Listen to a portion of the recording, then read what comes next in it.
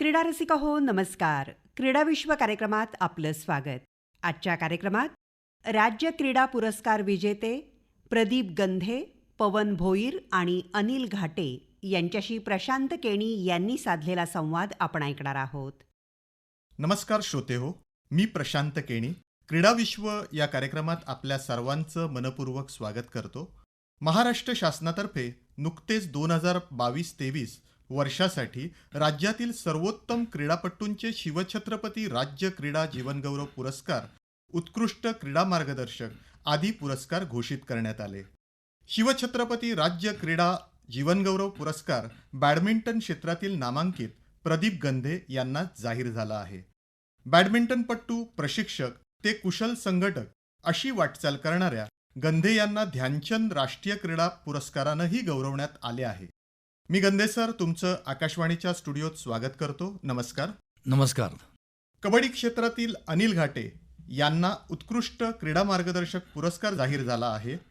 मी घाटे sir तुमचंही क्रीडा विश्व कार्यक्रमात स्वागत करतो. नमस्कार. नमस्कार. जिम्नॅस्टिक क्षेत्रातील पवन भोईर यांना उत्कृष्ट क्रीडा मार्गदर्शक पुरस्कार घोषित झाला आहे. मी भोईर सर तुमचंही आकाशवाणीकडून स्वागत करतो. नमस्कार. नमस्कार. प्रदीप गंधे सर, तुम्हाला हा राज्याच्या क्रीडा क्षेत्रातील सर्वात प्रतिष्ठेचा जीवन गौरव पुरस्कार मिळाला, त्याविषयी काय सांगाल? अतिशय आनंद झाला आहे. आणि म्हणजे जसं एक पूर्वीचा खेळाडू होतो, आपण कुठलाही खेळाडू हा पुरस्कारासाठी कधीच खेळत नसतो. सुरुवातीला एम असतो मी ही स्पर्धा जिंकावी, त्यावेळेस देशाकडनं खेळणं वगैरे, मी सत्य परिस्थिती सांगतो, असं काही मनातही नसतं की आपण देशासाठी खेळणार, देशासाठी मेडल मिळणार. या अशा एक एक यशाच्या पायऱ्या चढल्यानंतर अपयशापासून शिकण्यापासून जे नवीन आपण पादाक्रांत करायला जातो, तेव्हा कुठे जेव्हा तुम्ही भारताकडून निवड होते, त्यावेळेस ही वेगळी एक शक्ती जाणवू लागते की आपल्याला एवढ्या याच्यात आपली निवड झाली आहे, तर आपण ती सार्थ करावी आणि देशासाठी एक पदक मिळवण्यासाठी किंवा देशाची मान उंचवण्यासाठी मनापासून प्रयत्न करायला पाहिजे. त्यामुळे हे जे पुरस्कार मिळाला याबद्दल मला अतिशय आनंद झालाच आहे. परंतु म्हणजे अशा जे अवॉर्ड्स असतात किंवा ह्याच्यामुळे एक फार महत्त्वाचं म्हणजे प्रेरणा मिळते आणि एक पावती मिळाल्याचं जे समाधान असतं ते तुम्हाला पुढील वाटचालीसाठी फार उपयोगी पडतं. धन्यवाद गंधे सर. अनिल घाटे सर, 40 वर्षांहून अधिक काळ तुम्ही कबड्डीच्या केलेल्या सेवेचं हे चीज झालंय. काय भावना आहेत तुमच्या?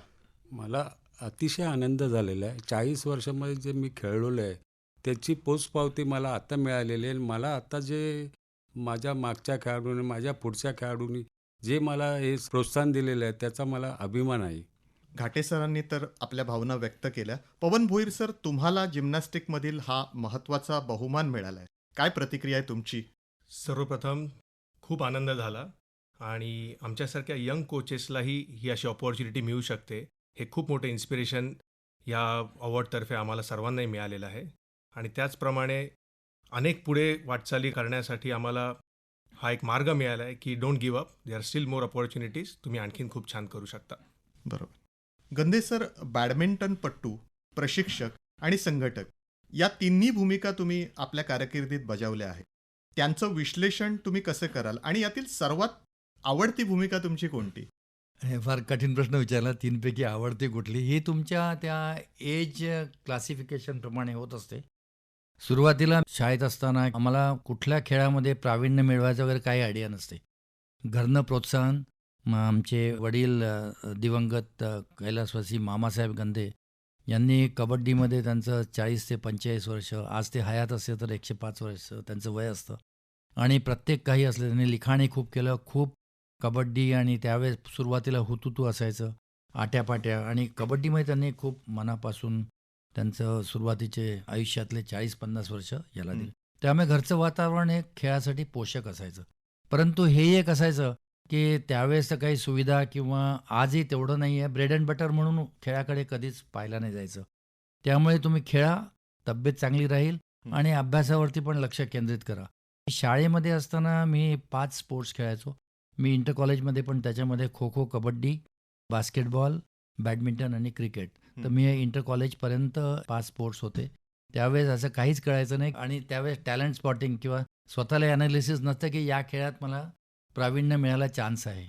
तर आपण खेळत जशी संधी किंवा जे प्रारब्ध असतं, जशी संधी मिळते, त्यानुसार तुम्ही या दिशेने वळता आणि मग हळूहळू त्या त्या गोष्टी तुम्ही शिकता, प्रयत्न करता, मेहनत करता आणि मग जे जसं यश येईल ते आपण ॲक्सेप्ट करून पुढे वाटचाल करतो. तर बरं. याच्यामध्ये तुम्ही जे मला विचारलं की खेळाडू, संघटक आणि प्रशिक्षक.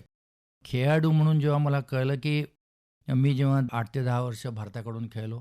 आम्हाला थॉमस कपच्या टीममध्ये आम्हाला ब्रॉन्झ मेडल मिळालं होतं जकार्तामध्ये. त्याच्यानंतर मला वाटतं 41 वर्षांनी आता आपल्याला गोल्ड मेडल मिळालं. हं. Gold medal was much higher than आम्हाला जे ब्रॉन्झ मेडल मिळालं. या बरोबर. लोकांचं यांनी कमालीचे परफॉर्मन्सेस दिलेत. तर त्यावेळेस जे जे मेडल्स किंवा जे तुमचे त्या दृष्टीने ज्या सुविधा असायच्या, त्या सुविधा आपल्याला कशा याच्यात कन्व्हर्ट करता येईल आणि सगळ्या स्पोर्ट्समध्ये एक आवड असल्यामुळे, घरचं वातावरण देशी खेळांचं असल्यामुळे एक असं वाटायचं की करायचं तर सगळ्या खेळांसाठी आपण प्रयत्न करायला पाहिजे. आणि जेव्हा मी प्रथम इथे म्हणजे शिक्षणावरती पण जसा जोर असतो, त्याप्रमाणे जेव्हा शिक्षण झाल्यानंतर मी जेव्हा इकडे आलो, तर त्यावेळेस मनामध्ये असायचं की खेळाचे मुख्य वर्ष आपले खेळत असताना पूर्ण त्याला कारणी लावायचे. कारण की ते वय पुन्हा आयुष्यात येत नसतं. आणि ते झाल्यानंतर पुढे आपल्याला काय करायचं आहे, की आता जे मला खेळाने दिलेलं आहे, कसं काय त्याला रिटर्न करू शकेल या दृष्टीने विचार करायचा. म्हणून मी कोचिंग काही केलं. त्यावेळेस काही आजकालसारखं असं मानधन किंवा पैसे कमवणं हा उद्देश नसायचा. त्यामुळे ते एक झाल्यानंतर मग संघटनेमध्ये आपल्याला काय काय नवीन गोष्टी करता येतील, त्या दृष्टीने पण प्रयत्न केले आणि मला सगळ्यांची साथ खूप मिळाली. बरोबर. गंधे सरांनी आपल्याला काय नेमकं आवडतं हे खूप चपळाईनं त्यांनी खेळात जशी दाखवली जाते त्याच पद्धतीनं टाळलंय. म्हणजे त्यांना तिन्ही याच्यात हे चांगलं, हे वाईट हे ठरवायचं नाहीये. घाटे सर, रत्नकुमार, अंकुर यांसारखी मुंबईतली गाजलेली क्रीडा मंडळं आणि मुंबई कस्टम हा तुमचा व्यावसायिक संघ, एक कबड्डीपट्टू म्हणून तुमचा प्रवास सुरू झाला. कोपरारक्षक, चढाईपट्टू आणि कर्णधार अशी अष्टपैलू कबड्डीपट्टू म्हणून तुमची ओळख होती. त्याबद्दल काय सांगाल? प्रथम मी अंकुर स्पोर्ट्स क्लब आणि रत्नकुमार क्रीडा मंडळामध्येच खेळत होतो आणि मी नोकरीला लागलो. व्यावसायिक संघ हा माझा कस्टम स्पोर्ट्स क्लब होता. पण कस्टममध्ये जेव्हा मी खेळलो तेव्हा असंख्य आपल्या राज्यातून मला प्रवास करायला मिळाला आणि तिथे मी गेलो तेव्हा व्यावसायिक संघातून माझं तिथे नाव वगैरे झालेलं होतं आणि तिथे व्यावसायिक याच्यामध्ये ज्या याच्यामध्ये होत्या सचिवालय, सगळ्या याच्यामध्ये मी पुष्कळ मोठं प्रावीण्य केलेलं होतं. भोईर सर, खेळाडू म्हणून तुम्ही जिम्नॅस्टिकमधील शिवछत्रपती पुरस्कारही मिळवला आहे. तुम्ही खेळाडू, प्रशिक्षक, पंच अशा विविध अंगी जबाबदाऱ्या सांभाळल्या. त्यापैकी अधिक कशात रमलात? या तिन्ही जबाबदाऱ्यांचे बॅकग्राऊंड आणि त्याच्या थॉट प्रोसेस वेगवेगळ्या आहेत. हं. जेव्हा खेळाडू होतो तेव्हा स्पष्टपणे सांगू तर स्वतःपुरतं विचार करणे, एखादा आपलं एक्सलन्स, आपला परफॉर्मन्स कसा वाढेल, आपण कसं जिंकू, या ठिकाणी आपलं विचारसरणी असायची. सेकंड स्टेप जेव्हा मी जज झालो, भारताचं प्रतिनिधित्व अनेक आंतरराष्ट्रीय स्पर्धेमध्ये, एशियन गेम्समध्ये, वर्ल्ड कप्समध्ये जेव्हा भारताचं प्रतिनिधित्व केलं, तेव्हा खूप माइंडसेट एकदम मेंटली चॅलेंजिंग होतं. पण त्यात फिजिकल नीड्स माझ्या काहीच चॅलेंज होत नव्हत्या आणि ऑफकोर्स इमोशनल नीड्स तर अजिबात नाही. त्यामुळे जेव्हा आपण पंच म्हणून रोल प्ले करतो तर ह्या सगळ्या गोष्टी बायफर्केट किंवा बाजूला काढून ठेवाव्या लागतात आणि फक्त जे फॅक्ट्स आणि फिगर्स आहेत त्याच्यासमोर आपल्याला निर्णय द्यायचा असतो. पण ह्या दोघांचे वर्चस्व जेव्हा मला प्रशिक्षक म्हणून जेव्हा मी काम करतो तेव्हा मला फिजिकल, मेंटल, इमोशनल, सोशल ह्या सगळ्या बाजूंनी विचार करायला लागतो आणि तेव्हाच आपला एक चांगला खेळाडू बनवता येतो. तर ह्या प्रकारे जेव्हा तिन्ही रोल एकत्र प्ले झाले नाही, जेव्हा खेळाडू होतो तेव्हा बाकीचे 2 रोल केले नाही, पण आता पंच आणि प्रशिक्षक हे दोन्ही रोल प्ले करतो. ऑफकोर्स ते ब्रेन तुम्हाला त्यावेळी स्विच करायला लागतं तुम्ही ज्या पर्टिक्युलर रोलमध्ये असाल तेव्हा. तर सारांश असा आहे की प्रशिक्षक हेच मला खूप आवडलेलं आहे. पवन सरांनी आपल्याला काय आवडतं हे स्पष्ट केलंय. आता पुन्हा आपण गंधे सर तुमच्याकडे येऊया. तुम्ही राष्ट्रीय आणि आंतरराष्ट्रीय स्तरावर संघटक म्हणून कार्यरत आहात. बॅडमिंटनमध्ये भारत हा ऑलिम्पिक, थॉमस आणि उबेर अशा स्पर्धांमध्ये दिमागदार कामगिरी बजावतो. याचप्रमाणे या खेळात लीगसुद्धा आली होती मध्यंतरी. या सगळ्या प्रवासाविषयी तुमच्या काय सांगाल? सर्वप्रथम प्रशांत केणी सर, मी मगाशी काही प्रश्नाला बगल दिली नाही, थोडं माझ्याकडनं स्लिप झालं. जसं तुम्ही विचारलं की आणि त्याच्यानंतर तुमच्या या प्रश्नाकडे मी वळीन की तुम्ही खेळाडू, प्रशिक्षक आणि संघटक. तर मला वाटतं की सगळेच खेळाडू चांगले प्रशिक्षक नसतात आणि चांगले संघटक नसतात. परंतु कित्येक क्रीडा शिक्षक चांगले खेळाडू नसतील पण चांगले राहू शकतात आणि काही लोक संघटक चांगले राहू शकतात. ते खेळाडू एवढे राष्ट्रीय दर्जाला खेळले नसले तरी ते उत्तम संघटक होऊ शकतात. पण जर तुम्ही चांगले खेळाडू असले तर तुम्हाला हे बाकीच्यांना जेवढे श्रम करायला लागते प्रूव्ह करायला तेवढ्या थोडंसं एक कमी होतं. जर तुम्ही चांगले खेळाडू झाले तर तुम्हाला सुरुवातीला स्टार्ट चांगला मिळतो आणि तुम्ही परफॉर्म केलं तर तुम्ही अजून पुढे जाऊ शकता. आणि संघटक तसं म्हटलं तर आपल्या इथे एक जनरली संघटनेबद्दल वेगळं मत असतं. पण मी ज्या दृष्टीने ज्या संघटनेमध्ये मी होतो मला सगळ्यांची साथ मिळाली. पण नेहमी असं वाटायचं की सगळ्यांना मी सांगायचं की दरवर्षी 1-2 नवीन योजना करायच्या बरोबर. वर्षभरात. खूपही ॲम्बिशियस नको आणि नवीन गोष्टी करायच्या आणि या करताना सगळं लीड फ्रॉम द फ्रंट स्वतः करून दाखवायच्या. त्या दृष्टीने मी हे सगळ्या बऱ्याचशा गोष्टी केल्यात. आणि संघटक जर तुम्ही जर त्याच्यामध्ये नुसतं बॉडीमध्ये असाल किंवा चांगल्या पोझिशनमध्ये असाल तर तुमच्या या सगळ्या कल्पना तुम्ही रियालिटीमध्ये आणू शकता जर बरोबर. तुम्ही संघटक असले. खेळाडू असले तर तुमच्या सूचना फक्त येत असतात, तुम्ही करू शकत नाही. बरोबर. प्रशिक्षक असल्यानंतर त्यांच्या काही बरेच कंप्लेंट्स असतात, प्रॉब्लेम्स असतात, ते सॉल्व्ह करणारे संघटक असतात. म्हणून जर बरोबर. तुम्हाला या सगळ्यांमध्ये जर ऑनेस्टली करायचं झालं आणि तर मग संघटक या सगळ्या सपोर्टनी फार फायद्याच होईल. आणि भारत सध्या जसं तुमच्या दुसऱ्या प्रश्नाकडे वळूया की याच्यामध्ये दिमागदार कामगिरी करतो आणि हे तर ह्या सगळ्या गोष्टींना एक बरेच संघटनेचाही फार मोलाचा हे वाटा असतो. ज्याप्रमाणे माझा एक दृष्टिकोन होता की आम्हाला ज्या सुविधा मिळाल्या नाही त्या पुढच्या लोकांना मिळाल्या नाही तर त्यांना सांगत नाही बसायचं की यार आम्हाला नव्हतं, तुम्ही का नाही करत, असं नाही. आपण त्या प्रोव्हाइड करायला पाहिजे. आणि बाकीच्या देशांमध्ये जे उत्तम देश आहेत खेळात याच्यामध्ये त्यांच्या दृष्टीने आपल्याला काय करता येईल. तर मला त्या राष्ट्रीय संघटनेमध्ये राहून या बऱ्याचशा गोष्टीचा पुढाकार घेऊन ॲक्सेप्ट होऊन बऱ्याचशा गोष्टी ॲक्सेप्ट झालेल्या आहे. एक तर राष्ट्रीय खेळाडू, ब्रॉन्झ मेडल, एशियन गेम्स आणि या सगळ्यामुळे कमीत कमी लोक ऐकायचे काय बोलतोय ते. बरोबर. आणि त्याच्यानंतर तुम्ही जर सबस्टन्स जर बोलला तर नक्कीच त्याला हे असायचं. त्यामुळे मी राष्ट्रीय संघटनेमध्ये असताना डेव्हलपमेंट कमिटी, टॅलेंट स्पॉटिंग, निवड समिती, तुम्ही पाहिलं असेल की मी जवळपास 15 वर्ष ते मी स्वतःहूनच नंतर सोडलं. निवड समितीचा मी व्हाईस चेअरमन असायचो. घटनेप्रमाणे अध्यक्ष असायचे चेअरमन. तर आमच्या ह्याच्यात सगळे विमल कुमार, गोपीचंद, पूर्वीचे दिनेश खन्ना हे सगळे कमिटीमध्ये असायचे. सगळेच खेळाडून सगळ्यांनाच माहिती आहे की निवड समितीमध्ये एखाद्या खेळाडूला डावललं तर त्याला जो त्रास होतो तो आपल्याला कमी कसं करता येईल. आणि त्याला वाटलं पाहिजे, त्याला जर कोणी हरवलं असेल त्यानेच सांगायला पाहिजे की the other person deserves more than me. तर तुम्ही एक बॅडमिंटनमध्ये पाहिलं की गेल्या 15 ते 18 वर्षात कधी कुठली कॉन्ट्रोवर्सी नाही झाली की याला डावललं आहे, त्याच्यावरती अन्याय झाला आहे. तर आपल्या जेव्हा गोष्टी घडतात एक मनात थोडंसं समाधान वाटतं. कोचिंगमध्ये खूप फरक झाला. भारत सरकारने जे खेळासाठी करताय ते असं कधीच नव्हतं. आणि प्रत्येक गोष्टीमध्ये म्हणजे सायनाला वेगळा कोच, वेगळा मॅस्युअर, वेगळा ट्रेनर, सिंधूला एकाच टीममध्ये इतक्या म्हणजे सरकार एवढं खर्च करायचं आणि त्यांच्या माफक अपेक्षा याच की तुम्ही उत्तम खेळ प्रदर्शन करा. मेडलचं पण प्रेशर नव्हतं. तुम्ही तिथे जाऊन तुम्ही राजदूत आहात खेळाचे आणि देशाचे राजदूत आहात, तुम्ही तुमच्या दृष्टीने बेस्ट करा. आणि खेळाचा जो परफॉर्मन्स वाढलेला एक त्याला बॅडमिंटन लीग. तर जे इंडियन बॅडमिंटन लीग जवळपास 12 वर्षापूर्वी झाली तर ही माझ्या मनात एक कल्पना होती की इंडियन बॅडमिंटन लीग जर करावी त्यासाठी काय लागतं, स्पॉन्सर कोणी पुढे यायला तयार नाही. तर एक प्लॅन केला. मी जवळपास 1.5 वर्ष याच्यावरती काम केलं. लोकांकडे जायचो, ते मला सांगायचे की प्रदीप मला काही ह्याच्यात काही सबस्टन्स वाटत नाही, परंतु तुला काही असं बॅनर वगैरे लागलं 5-10 लाखाचं तर अवश्य आहे, मी मदत करेन. म्हटलं मला तसं नको आहे. याच्यामध्ये आकर्षण आलं पाहिजे, लोकांना स्पॉन्सरला वाटायला पाहिजे.